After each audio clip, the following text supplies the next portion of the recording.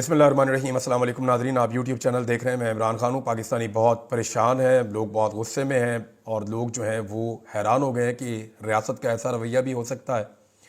सबसे पहले मैं आपको बताता हूँ कि अली अमीन गंडापुर और बुशरा बीबी जब निकले आधी रात के बाद ये लोग इस्लामाबाद से, और बहुत सारे और जो खैबर पख्तूनख्वा से और पंजाब से आए हुए लोग थे वो अपनी जान बचा कर निकले, क्योंकि सीधी गोली चल रही थी। इसकी तवक्को तो मैं भी नहीं कर रहा था।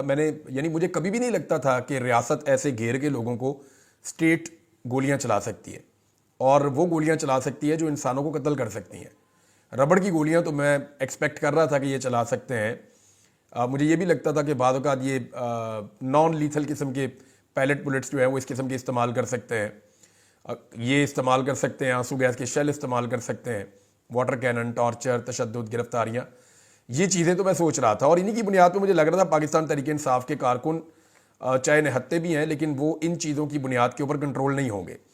और इसके बाद हुकूमत गोली चलाएगी, इसका बिल्कुल अंदाज़ा नहीं था। सब के सब हैरान हुए हैं, लोग बहुत परेशान हैं पाकिस्तान में कि ये कैसे मुमकिन है कि रियासत गोली चला दे अपने शहरियों के ऊपर, और इस चीज़ ने लोगों को हिला कर रख दिया। अब अली अमीन गंडापुर और बुशरा बीबी निकले रात को, वो हज़ारा चले गए। हज़ारा में अली अमीन गंडापुर ने मीडिया से बातचीत की है, वहाँ पे उन्होंने एक खिताब किया है, और अली अमीन गंडापुर का पहले खिताब आप देख लें। गंडापुर ने ये कहा कि पाकिस्तान तहरीक इंसाफ के साथ हमेशा जबर और जुल्म किया गया। हम एक पुरअमन जमात हैं, हमने हमेशा हकीकी आज़ादी और जमहूरियत की बात की है, जिसके लिए हमारा एहतजाज और धरना जारी रहेगा। और जारी कहाँ रहेगा ये नहीं बताया। यानी जो एहतजाज जहाँ पे करना था, जहाँ पे धरना करना था, वहाँ से तो रात को अली अमीन गंडापुर आ गए। जब इतने सारे कारकुन गिरफ्तार हुए हैं तो अली अमीन गंडापुर क्यों गिरफ्तार नहीं हुए? मेरा सवाल यह है कि बेशुमार लोग गिरफ्तार हो रहे हैं तो आप भी गिरफ्तार हो जाए, इससे क्या फ़र्क पड़ता है? आपने देखा कि जो बड़े बड़े नाम है पाकिस्तान तहरीक इंसाफ के, वो गिरफ्तार ही नहीं हुए। भी गिरफ्तार होना चाहिए था ना मौके से। क्या मौके से सिर्फ कारकुन गिरफ्तार होगा? मैं कारकुनों को मायूस नहीं कर रहा, मैं कारकुनों को बिल्कुल मायूस नहीं कर रहा। उन्होंने जो किया वो खराज तहसीन के लायक। इमरान खान का और कारकुनों का एक अपना अलग ताल्लुक है। ना कारकुन इनकी शक्लें देखने आए थे, ना कारकुन इन लोगों के लिए आए थे। कारकुन ना बुशरा बीबी को जानते हैं, ना अली अमीन को जानते हैं, ना बाकी लोगों को जानते हैं। कारकुन जानते हैं इमरान खान को, वो इमरान खान के लिए निकलते हैं, उसके लिए वोट डालते हैं। तो उनकी कुर्बानी अपनी जगह पे। लेकिन जिन लोगों ने इमरान खान के नाम के ऊपर इतने वोट लिए हैं, इतना नाम बनाया है, उन्हें इज्जत मिली है, असम्बलियों के अंदर जाकर बैठे हैं, उन्हें भी गिरफ्तारियां देनी चाहिए थी। और धरना अली अमीन ने कहा कि जारी रहेगा, तो वो कहाँ पे जारी रहेगा? रात को तो पाकिस्तान तहरीक इंसाफ ने धरना कॉल ऑफ किया है, और 5 लोगों की वो कमेटी है जिसने कॉल ऑफ किया था। मैंने आपको बताया था। गंडापुर क्योंकि उस वक्त ट्रैवलिंग में थे, शायद वो उसका हिस्सा नहीं थे, लेकिन शेख वकास अकरम और सलमान अकरम राजा और उसके अंदर जो बाकी 2 लोग हैं उसमें बैरिस्टर घोर हैं और उमर अयूब हैं, इन लोगों की गालिबन ये कमेटी है। और ये फैसला हो गया था कि जी हमने इसको फ़िलहाल कॉल ऑफ कर दिया है, लेकिन अली अमीन गंडापुर ने कहा जी कॉल ऑफ नहीं किया, ये रहेगा। उमर अयूब के साथ उन्होंने मिलकर एक प्रेस कॉन्फ्रेंस की है। उन्होंने कहा हमारे खिलाफ जाली मुकदमात बनाए गए, हमारा लीडर आज भी जेल में है, अदालतों से इंसाफ नहीं मिल रहा, पुरअमन एहतजाज हमारे पास वाहिद रास्ता था, हमें जलसे की इजाज़त दी नहीं जाती, ये धरना एक तहरीक है, हमें जलसे की इजाज़त नहीं दी जाती। पुरअमन लोगों पर धरने में गोलियां क्यों चलाई गई? हम पर तशद्दुद ना होता तो हमारे लोग भी जवाब ना देते। ये धरना अब बानी पीटीआई के इख्तियार में है। पूरे पाकिस्तान को बताना चाहता हूं कि हमारा धरना जारी रहेगा, अब बानी की कॉल तक एहतजाज जारी रहेगा। कहाँ पे एहतजाज हो रहा है? अली अमीन गंडापुर साहब, धरना किस जगह पर देना है इसके बारे में कोई गाइडेंस उन्होंने नहीं दी, और एहतजाज किस जगह पे हो रहा है इसके बारे में भी उन्होंने नहीं बताया। अगर तो वहाँ एहतजाज जारी रखना है तो फिर वो जगह छोड़ी क्यों? वो तो बिल्कुल अब क्लियर है। और अगर कहीं और एहतजाज करना है तो वो जगह अनाउंस नहीं की गई। गंडापुर ने इल्ज़ाम लगाया कि 2 साल से तहरीक इंसाफ के खिलाफ फस्तायत जारी है। वैसे ये तो हकीकत है, इल्ज़ाम क्या है? उन्होंने कहा जी कि एहतजाजी मार्च में सोशल मीडिया पर फैलाया गया कि लाशें गिरी हैं, लाशें गिराने की बातें करने वालों को सबूत भी देने होंगे। यानी अली अमीन ने कहा हमारी तरफ से तो नहीं गिरी। मैंने आज बहुत सारे सहाफ़ियों से पूछा कि एक्चुअली चल क्या रहा है। उन्होंने कहा जी कि हमारी इतला के मुताबिक किसी एक भी पुलिस वाले को या रेंजर्स को या एफसी वाले को बुलेट इंजरी नहीं है।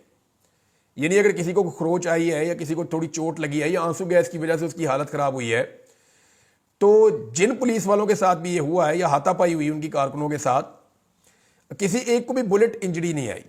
यानी पाकिस्तान तहरीक इंसाफ के साथ जो बहुत बड़ी तादाद में लोग, लाखों की तादाद में पहुंच रहे थे, उनमें से किसी ने भी गोली नहीं चलाई। जबकि तहरीक इंसाफ के जो कारकुन अस्पतालों में पड़े हैं उनको बुलेट इंजरीज हैं।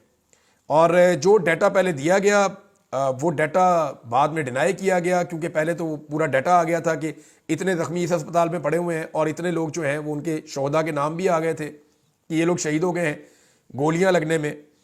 लेकिन अब अस्पतालों से डाटा छुपाया जा रहा है। मैं एक अजीब चीज़ आपको बताता हूँ। मैंने क्राइम रिपोर्टिंग की है, 5-6 साल की है लगातार। जर्नलिज्म का मेरा तकरीबन 20 साल होने वाले हैं, लेकिन क्राइम रिपोर्टिंग मैंने 5-6 साल की है। तो मुझे अच्छी तरह याद है कि जैसे ही कोई इंसिडेंट होता था तो सबसे पहले हमें अस्पताल से एक रिपोर्ट आती थी, पहली रिपोर्ट, कि हमारे पास इतने जख्मी और इतने हमारे पास जो है वो लाशें पहुंची हैं। अस्पताल जो पहली चीज़ जारी करता है ना, वो यही करता है कि हमारे इतने जख्मी और इतनी लाशें पहुंची हैं। उसके बाद फिर वो बताते हैं कि हमें खून की ज़रूरत है, या फलां की हालत ख़राब है, या इतने लोग जो हैं उनको यहाँ शिफ्ट करना पड़ेगा, या ट्रीटमेंट की तफसीलात क्या होंगी, या इंजरी किस नौइयत की है। ये चीज़ें वो बाद में बताते हैं। सबसे पहले वो ये बताते हैं कि हमारे पास इतने जख्मी और इतनी लाशें आई हैं। इस्लामाबाद के जितने बड़े अस्पताल हैं उनके ऊपर ऐसा दबाव डाला गया है कि तारीख में पहली मरतबा ये हो रहा है कि ज़ख्मियों और लाशों की तफसीलात, अभी जब मैं रिकॉर्डिंग कर रहा हूँ, अभी तक अस्पताल वालों ने हैरान कुन तर्ज अमल इख्तियार करते हुए अभी तक लाशों की तादाद नहीं बताई। कुछ ऐनी शाहिदीन, कुछ जर्नलिस्ट हैं और कुछ जो है वो पाकिस्तान तहरीक इंसाफ के लोग हैं, वो ये इल्ज़ाम लगा रहे हैं और बड़े वसूख के साथ कह रहे हैं कि जो लोग वहाँ पर जाँ भग हुए उनकी तादाद बहुत ज़्यादा है और लाशें गायब की जा रही हैं हुकूमत की जानिब से। पाकिस्तान तहरीक इंसाफ लगातार ये कह रही है कि हुकूमत की जानिब से लाशें गायब की जा रही हैं, जबकि जो पाकिस्तान तहरीक इंसाफ के काफिलों के साथ लोग आए थे उनमें से जो लोग गिरफ्तार हुए उनके बारे में आइडिया हो गया, पता चल गया, क्योंकि कुछ को अदालतों में पेश किया गया है। वो जब अदालतों में लेकर आए तो वहाँ पर भी वो इमरान खान जिंदाबाद के नारे लगा रहे थे और इतनी फस्तायत के बावजूद उन्हें जब दहशतगर्दी की अदालत में पेश किया गया तो वो इमरान खान जिंदाबाद के नारे लगा रहे थे और पाकिस्तान तहरीक इंसाफ के लिए अभी भी वो खड़े थे और वो भी अभी भी जुल्म और फस्तायत और जबर के खिलाफ वो लोग आवाज़ें लगा रहे थे। ये जेल के अंदर भी मैंने देखा। अगर किसी को लगता है कि ऐसे तहरीक दब जाएगी या लोग टूट जाएंगे तो ऐसा होगा नहीं। अब बहुत सारे लोग लापता हैं अभी तक, उनके लवाकिन उन्हें तलाश कर रहे हैं और जिन लोगों के साथ वो काफिलों में आए थे वो भी उन्हें ढूंढ रहे हैं और सब पता करने की कोशिश कर रहे हैं। पाकिस्तान तहरीक इंसाफ जो है वो एक डाटा मुरतब कर रही है जिसमें वो बताएगी कि उनके कितने लोग लापता हैं जो अभी तक नहीं मिल रहे, और मुमकिन है कि वो वाकई में पाकिस्तान तहरीक इंसाफ का मौक़िफ़ ठीक हो कि लोगों को कत्ल किया गया और उसके बाद लाशें छुपा दी गई। माजी में ऐसी चीज़ें जो हैं उनकी मिसालें दुनिया में मिलती हैं कि लाशें छुपा दी जाती हैं, लेकिन अगर यहाँ पर ऐसा होता है तो ये एक बड़ा अजीबोगरीब और अनफॉर्चुनेट वाक़या होगा। पाकिस्तान तहरीक इंसाफ का ये क्लेम है। अली अमीन ने खुद कहा जी हमारे सैकड़ों लोगों को ज़ख्मी और कत्ल किया गया और उनके ऊपर गोलियां चलाई गई, ये मेरे ऊपर भी हमला हुआ है, मैं खुद FIR कटवाऊंगा, अली अमीन गंडापुर ने कहा। लेकिन वो तो इस्लामाबाद में अटैक हुआ है ना, तो आप खैबर पख्तूनख्वा में कैसे इसकी FIR कटवा सकते हैं? आप नहीं कटवा सकते वहाँ पे FIR। बहरहाल अभी जो सूरत हाल है उसमें यह है कि जो गिरफ्तार लोग हुए हैं उन्हें अदालतों में पेश कर दिया गया। लेकिन हैरत इस चीज़ पर मुझे हो रही थी कि सफाकियत की आप इंतहा देखिए कि यहाँ लाशें पड़ी हुई हैं, लोगों की लाशें मिल नहीं रही, कई लोग जो है वो लापता है, उनका पता नहीं चल रहा और खून अभी तक जो है वो धोया जा रहा है सड़कों से। तो ऐसे में जो है वो हुकूमत के लोग और कुछ सहाफ़ी जो हैं और कुछ सियासतदान जो हैं वो उनकी सफाकियत का आप आलम चेक कीजिए कि वो मजाक उड़ा रहे हैं, वो ताने दे रहे हैं पाकिस्तान तहरीक इंसाफ के लोगों को। यानी मैंने आपको पिछले वीलॉग में बताया कि इस किस्म की बर्बरियत करके आप दुनिया के बेहतरीन लोग जो कमांडोज ट्रेंड होते हैं उनको आप खड़ा करके आप ये चीज़ें करें, उनको निहत्ता करके उनके ऊपर गोलियां चलाएं, उन्हें आप आंसू गैस के इस लेवल के शेल मारें, उनके ऊपर रबड़ की बुलेट्स चलाते जाएं और वो निहत्ते हों तो वो वहाँ नहीं खड़े होंगे, वो वहाँ से चले जाएंगे। तो इसी तरह पाकिस्तान तहरीक इंसाफ के साथ भी हुआ और जो कुछ किया गया, जिस तरह आग लगाई गई, ये सारी चीज़ें अपनी जगह पे। लेकिन आलमी सतह पे ये आवाज़ बहुत ज़्यादा उठी है। आलमी सतह पे नए मुतालबात सामने आ रहे हैं और जिनमें सबसे बड़ा मुतालबा ये है कि इमरान खान साहब की रिहाई का मुतालबा किया गया है। ये अमरीकी कानून साजों ने, बाइडन और ट्रंप इंतजामिया के अहलकारों ने और एमनेस्टी इंटरनेशनल ने साबिक वज़ीर-ए-आज़म इमरान खान और PTI के बानी चेयरमैन इमरान खान की रिहाई का मुतालबा करते हुए हुकूमत पर जोर दिया कि पाकिस्तान तहरीक इंसाफ के मुजाहिरीन के खिलाफ जो ताकत का इस्तेमाल किया गया वो गलत है। इसमें जो ट्रंप की इंतजामिया के इस वक्त एक बड़े अहम, यानी ट्रंप के आप ये समझें कि जो मेन किचन कैबिनेट है उसके एक बड़े अहम रुकन है रिचर्ड ग्रेनियल, उन्होंने इस हवाले से अपने ऑफिशियल ट्विटर पे एक खसूसी पैगाम भी जारी किया है। और डोनाल्ड ट्रंप के ये बड़े ख़ास आदमी हैं, इन्होंने ब्लूमबर्ग की रिपोर्ट शेयर करते हुए लिखा कि इमरान खान को रिहा किया जाए। ज़ुल्म खलीलज़ाद ने शरपसंदों को देखते ही गोली मारने के हुक्म की रिपोर्ट पर तशवीश का इजहार किया और उन्होंने भी इसके बारे में बात की है। फिर कांग्रेस की जो कांग्रेस वुमन है राशिदा तैयब, उन्होंने पाकिस्तान में जो कुछ हुआ इसमें उन्होंने कहा जी मैं मुजाहिरीन के साथ खड़ी हूँ जो तब्दीली के लिए एहतजाज कर रहे हैं और ये जमहूरियत को दबाने की कोशिशें हैं जो तशद्दुद किया जा रहा है सियासी लोगों के ऊपर। फिर इसके बाद एमनेस्टी इंटरनेशनल का है, फिर और भी कांग्रेस के रुकन हैं, बहुत सारे और लोग हैं, यानी ये दर्जनों की तादाद में लोग हैं जो पूरी दुनिया में इस फसाइयत के खिलाफ आवाज़ उठा रहे हैं जो पाकिस्तान में रखी गई है। तो ये जोर पकड़ता जा रहा है, इमरान खान साहब की रिहाई का मुतालबा लगातार जोर पकड़ता जा रहा है। अच्छा, अब मैं कुछ चीज़ें आपके सामने और रख देता हूँ। एक तो ये जो वीडियो एक आ रही है वो बड़ी दिल खराश है कि एक नौजवान है वो कंटेनर के ऊपर बैठ के वहाँ नमाज पढ़ रहा है, यानी उसको वहाँ जगह मिली, ऊपर पहुँच गया तो वहाँ उसने कहा यहाँ नमाज पढ़ता हूँ मैं। पता नहीं शुक्राने के नवाफिल पढ़ रहा था या वो वहाँ वाकई उसका नमाज का वक्त था, वो नमाज अदा कर रहा था, तो वो नमाज पढ़ रहा था। ये उसका और उसके अल्लाह का मामला है। वो कहीं भी नमाज पढ़ सकता है ना। जंगों के अंदर नमाजें पढ़ी हैं सहाबा किराम ने, घोड़े के ऊपर बैठ के भी नमाज पढ़ी है सहाबा किराम ने, और बहुत सारे वाक़यात हैं जहाँ जहाँ पे नमाज की तो माफ़ी नहीं है।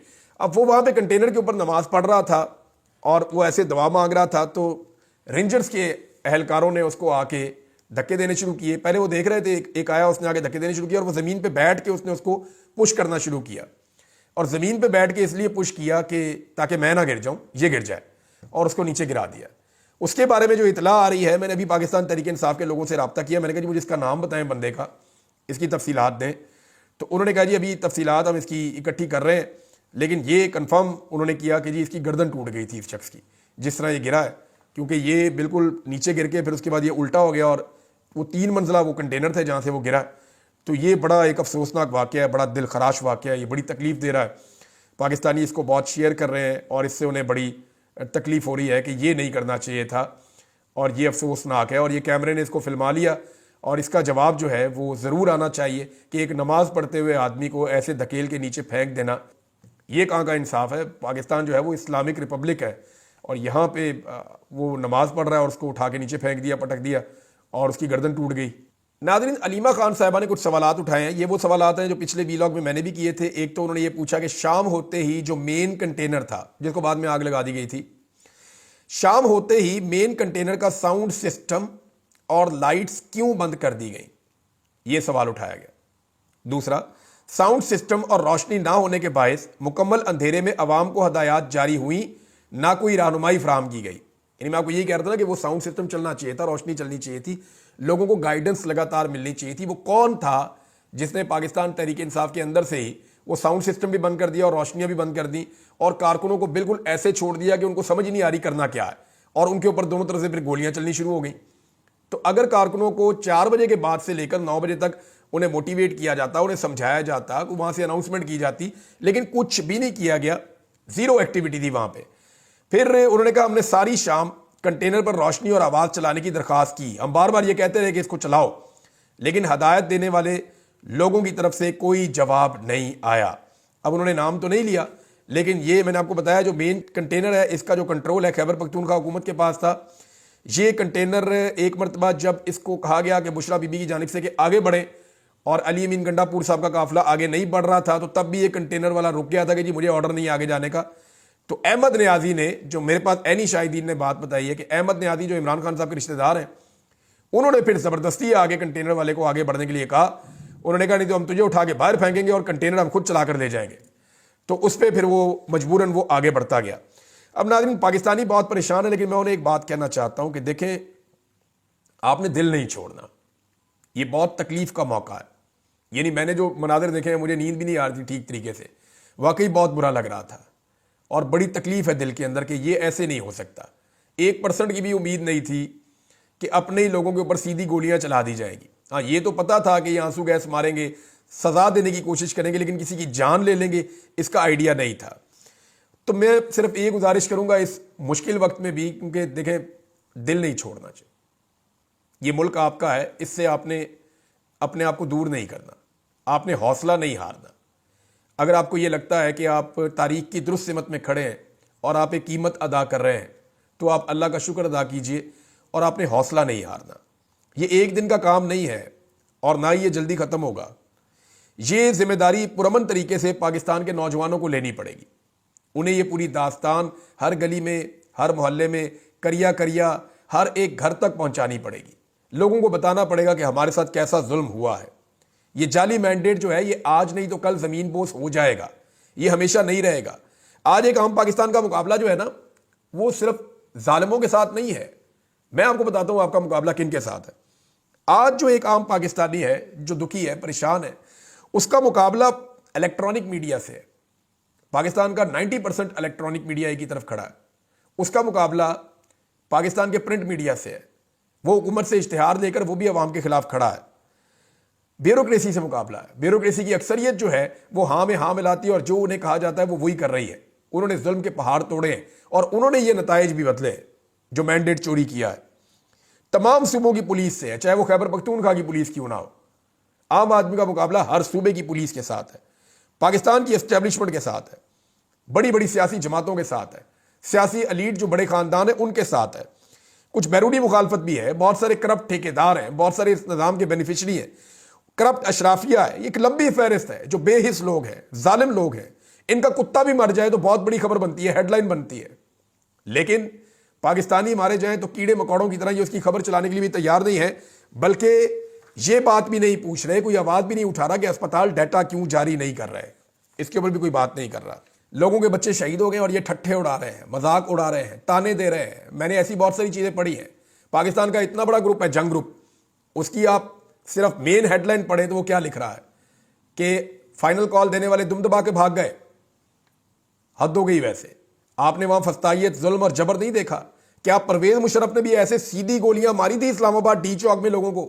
भाई वो बंदों को मारते थे, कुटते थे, उठा के ले जाते थे, गिरफ्तार कर लेते थे, आंसू गैस के शेल फेंकते थे, टॉर्चर करते थे।